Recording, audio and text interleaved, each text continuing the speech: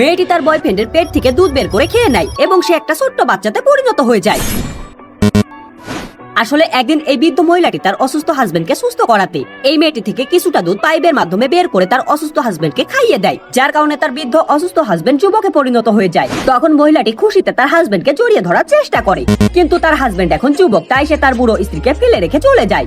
এরপর হঠাৎ করে মেয়েটির ঘুম ভেঙে যায় এবং সে তার বুকের ওপর পাইপটিকে দেখতে পেয়ে দ্রুত করে সেটিকে খুলে ফেলে। তখন এক ফোঁটা দুধ একটি মরা ফুল গাছের ওপর পড়ে এবং এই মরা ফুল গাছটি জীবন্ত হয়ে যায়। তখন মেয়েটি বুঝতে পারে তার দুধে জাদু আছে, আর তখন মেয়েটির মাথায় টাকা কামানোর আইডিয়া চলে আসে।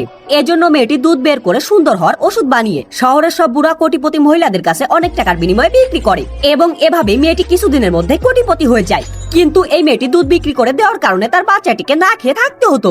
এজন্য মেয়েটি দুধ বিক্রি করা বন্ধ করে দেওয়ার সিদ্ধান্ত নেয়। তবে এই বুড়া মহিলাটি অনেক টাকা নিয়ে তার কাছ থেকে দুধ কিনে সুন্দরী হতে চায়, এজন্য এই মেয়েটি শেষবারের মতো দুধ দিতে রাজি হয় এবং এই বুড়া মহিলাটি অনেক দুধ খেয়ে নিজেকে সুন্দরী বানিয়ে ফেলে। এরপর সে তার হাজবেন্ডের সামনে যায়, যে কিনা হাসপাতালের বেডে পড়ে থাকা বুড়া থেকে যুবক হতে পেরে ডিস্কোতে গিয়ে সুন্দরী মেয়েদের নিয়ে ফুর্তি করছিল। তবে সে তার বুড়া স্ত্রীকে চিনতে পারে না, এজন্য সে তার সৌন্দর্যে মুগ্ধ হয়ে তার পিছু করতে শুরু করে। তবে মেয়েটি লুকিয়ে তার হাজবেন্ডের পেট থেকে সব জাদু দুধ বের করে নেয় আরো বেশি সুন্দরী হবার আশায়, যার কারণে তার হাজবেন্ড যুবক থেকে আবারও বুইড়া হয়ে যায় এবং মেয়েটি এই জাদু দুধ খেয়ে নেয় এবং সে এবার একটা ছোট্ট বাচ্চাতে পরিণত হয়ে যায়।